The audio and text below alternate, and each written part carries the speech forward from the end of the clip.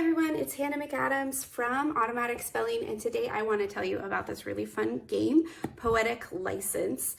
It was developed by Wade Hayes, and the developer was kind enough to send it to me to get my thoughts, and so I thought I would share them with you. If you know anything about me, you know that I love educational games and I love poetry, so this is definitely a winner in my book. My kids have really enjoyed it so far, and I thought I would tell you a little bit about how you play and some of the modifications I made, especially for my dyslexic son. So here we go. So the setup is a little complicated at first, but once you get it, you get it. There are 3 different kinds of decks. The first one is the snap deck, okay? And you want to put these face down. So there are 1s, 2s, 3s, and 4s, and you use as many of these as, or 1 less than the number of players. So I play with my 3 kids, so there's 4 of us, so we need 3 of these. So we have the 1s here, the 2s here, and the 3s here. Okay, when we do that, you put them face down, but then you put 1 up, okay? So face down, 1 up, face down, and 1 up. Okay, so when the haiku is finished, whoever finishes the haiku first gets this card, the 3 or the highest card, so that will give them a little extra edge as far as points go. Okay, so we'll talk about that in a minute. Then there are part of speech cards, okay, and there are the articles, which are a kind of adjective, and conjunctions. So I love this because there's all these parts of speech, interjections, and notice that they're color-coded, prepositions, and pronouns. Here, I'll move this over a little bit.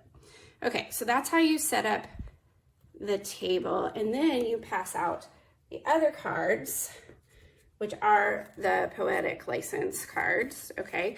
And these are the other parts of speech. So there's nouns, and there's adjectives, and there are verbs. So you mix these up and pass them, so everybody gets a certain number of cards. I believe it's 11, I'll have to check that, but everybody gets a certain number of cards. Okay, and the goal is, oh, and let me show you about these cards too. So there are dots up here, and that tells you how many syllables are in that word. It's the same in here as well. So hero has 2 syllables, banana has 3 syllables, and your goal is to make a haiku, which is a 5-syllable line, a 7-syllable line, and then another 5-syllable line. So that's how this is set up, and then I'll show you what the haiku looks like. Okay, so this is my hand, which consists of these Poetic License cards that are black here on the back, and my goal is to make a haiku. So I pick a word that I want to start my haiku with, and I'm going to pick ridiculous. Okay, so that's 4 syllables, ridiculous.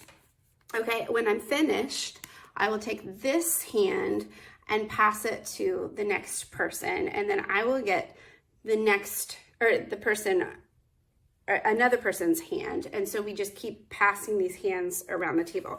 This is a wild card, I didn't say that. So I can use any word that I want, but I have to count the syllables myself, okay? Okay, so I get my next hand, all right, and I'm looking for a 1-syllable word.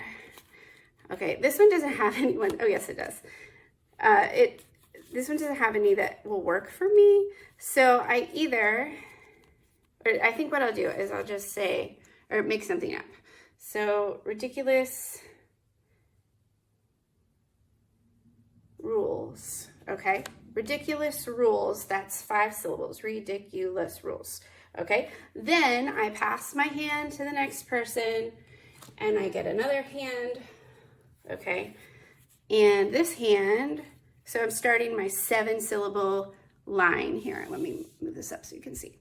So I'm gonna start my 7-syllable line, all right? And I think I'm gonna do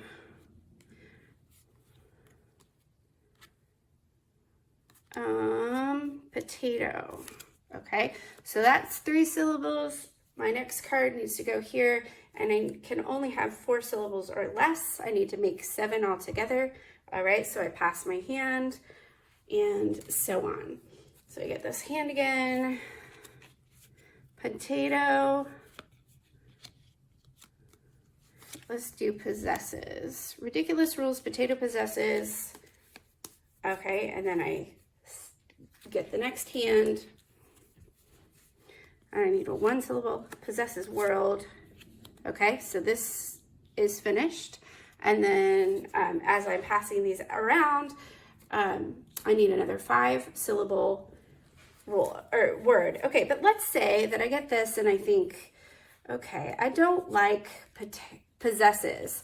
So if I want to switch this out, one of my turns I can switch a word. So I can say emerges instead of possesses. Okay.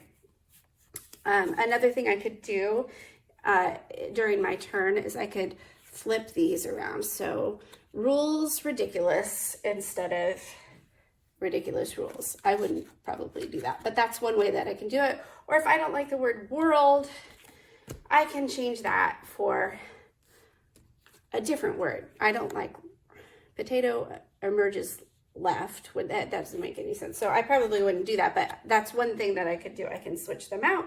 Okay. When I finally finish my haiku, which I will do really quickly here, I need another 5 syllable. Okay. Super. And then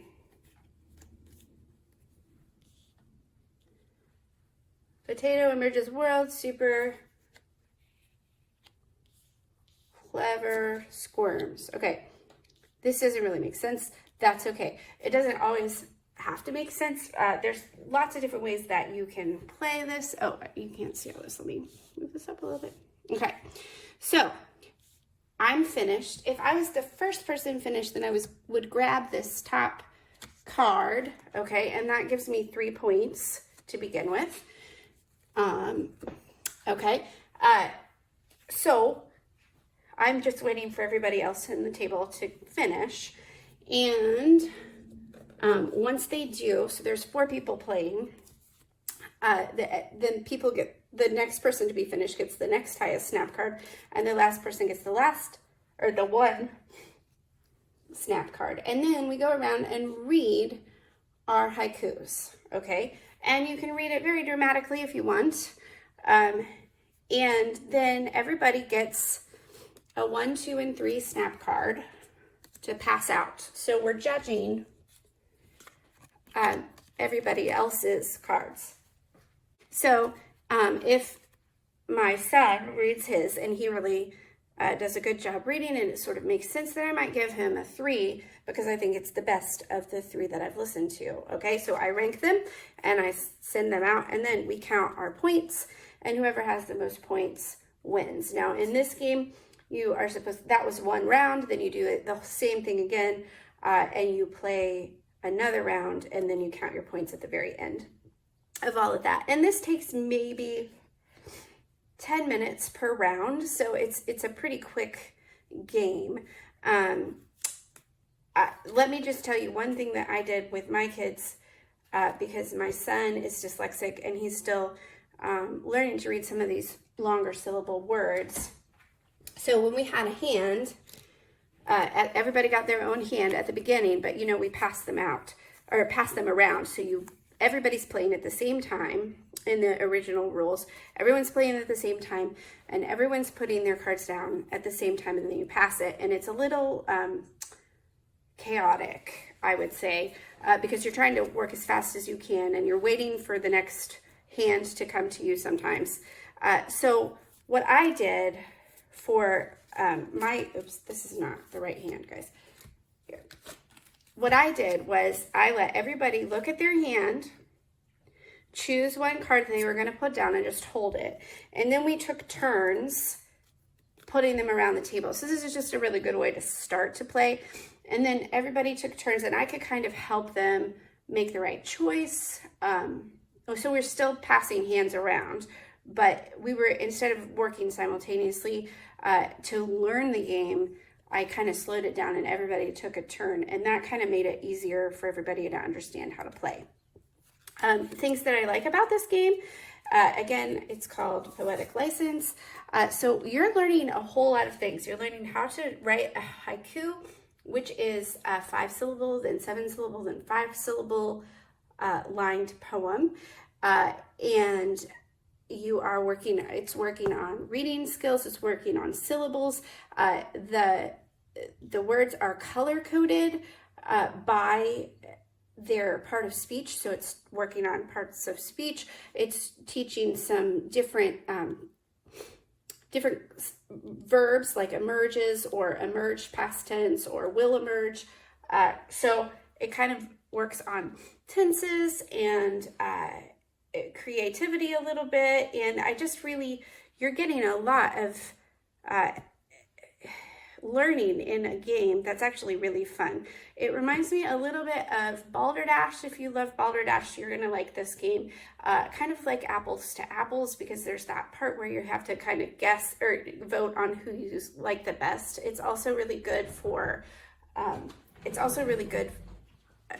it reminds me a little bit of Dixit, which is kind of an art game, but again, we're kind of judging which we think is the most appropriate. So if you like those kind of word games, I really think that you'll like Poetic License. Right now it's on eBay, so look it up in eBay, and that's where you can purchase it. And I will talk to you next time.